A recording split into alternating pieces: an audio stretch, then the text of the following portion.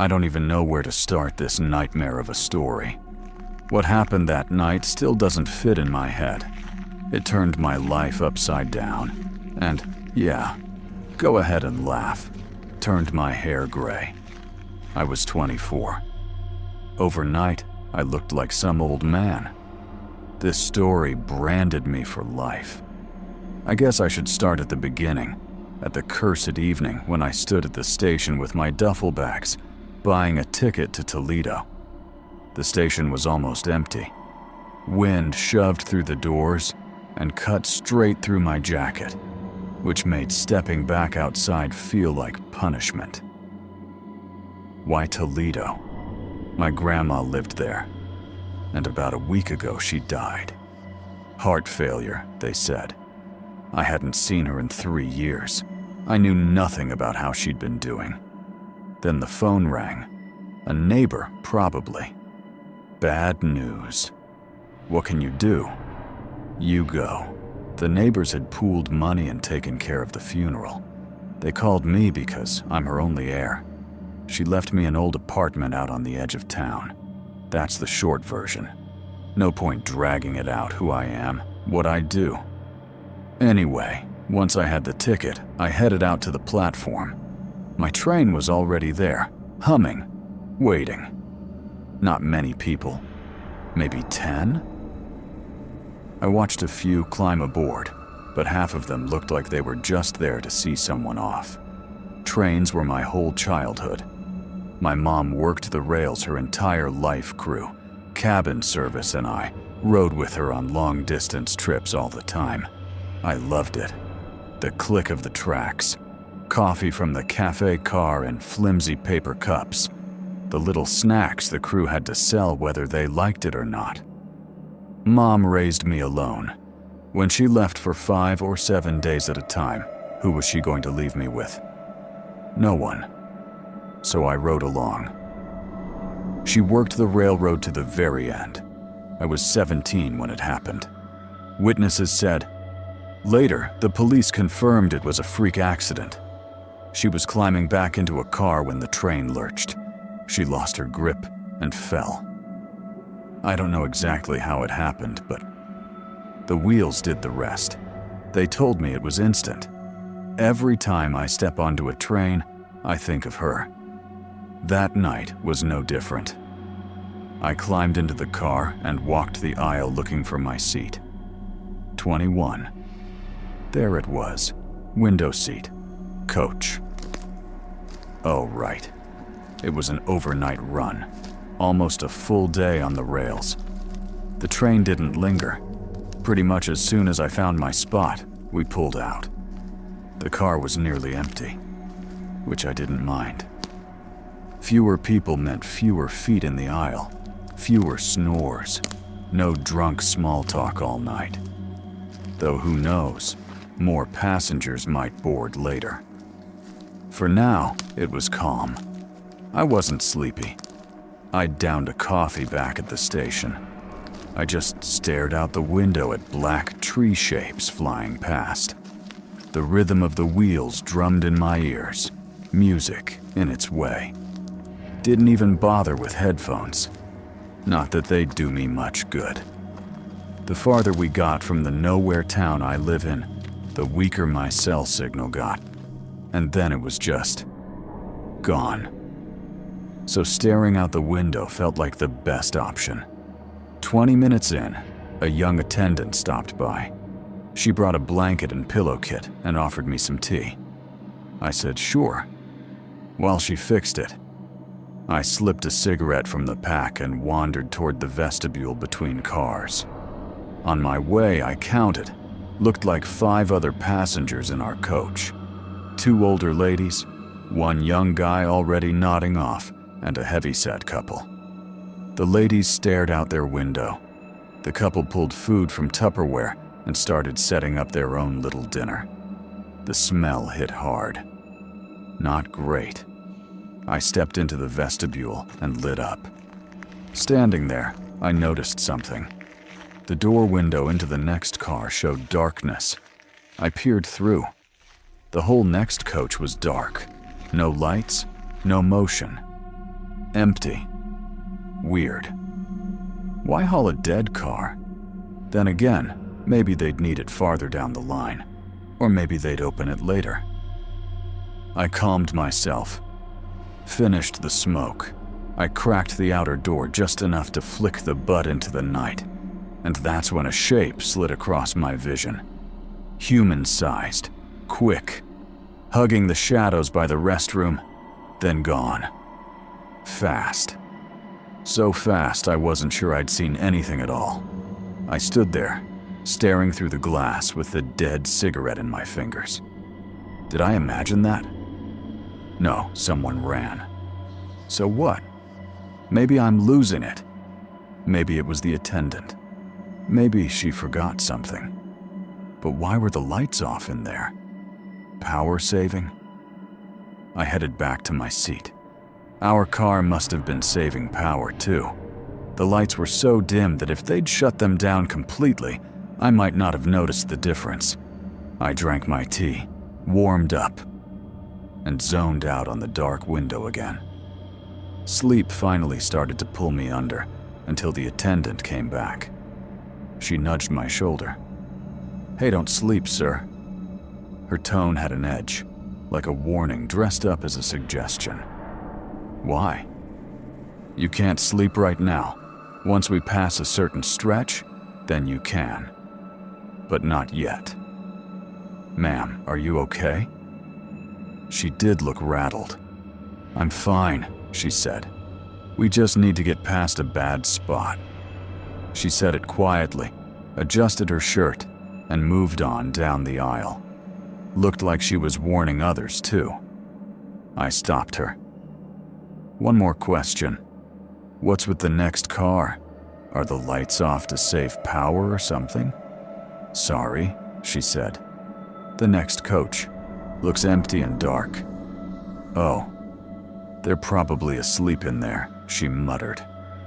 No, something was off. Maybe she was just overworked. But she didn't look anything like she had when I boarded. She looked spooked. Really spooked. She kept going, and I watched her talk to the other passengers. Then she opened the vestibule door and headed, probably to the following car. Judging by the laughter and chatter that kept bubbling up from the couple in the back, nobody took her seriously. Me included. Big mistake. 10 minutes passed. No sign of the attendant. My eyelids got heavy again, and I drifted off. What happened next? I'll try to describe it. I must have slept. When I came to, it felt like 3, maybe 3.5 hours had passed. Someone was lying across the seats next to mine, stretched out, asleep. I leaned out into the aisle, still half in a dream. The car wasn't full, exactly, but a lot more bodies occupied the seats now. People. Coats. The hushed weight of breathing. Dead quiet. Just the click of the rails, and the wind gnawing at the windows. I figured we must have picked up passengers at some stop along the way. I slid back toward my seat and heard the person on the bench across from me whispering. Curled up, facing the wall, whispering to himself. Sleepwalker? Maybe. Then he rolled toward me, and I stopped believing he was human. Only his upper half turned. His legs didn't move at all, still pointed the other way, and the sheet over him began to bloom red, slowly. The face looked normal, but every part of me knew I was staring at a corpse.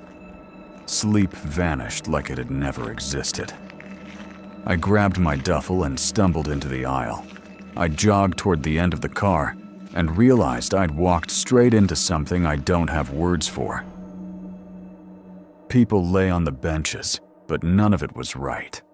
One old woman rotated under her sheet, flipping so fast it was like she was spinning in the air.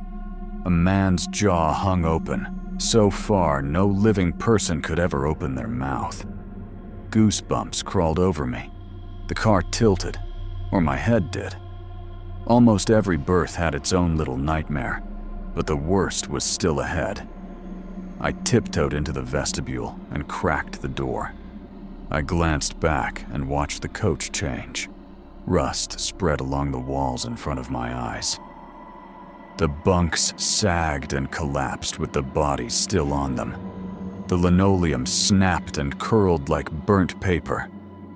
And then I saw what waited at the far end. It was shaped like a person, but it wasn't. You could tell even in the flicker of the emergency light. Naked. Gaunt. Wrong. I didn't get a clear look at the face, if you could call it a face. The neck bent off to one side like a broken hinge. Maybe a nose. A small, mean mouth. No eyes at all. Its hands were the worst. 4 fingers on each, long and jointed, maybe 18 inches apiece, dangling low enough to scrape the floor. Terror ripped through me. I slapped my cheeks, praying this was a dream. It wasn't. This was some other layer of reality, and I was stuck in it. I stood there maybe half a minute. Then the thing crossed the entire length of the car in a breath and stopped inches from me. That should have knocked me out cold. I almost wished it had. Instead, it pressed its face to the window and planted those 2 long fingers on the glass. It stared straight at me. I shook so hard my knees hurt. My heart jackhammered. It looked me over like I was a cut of meat.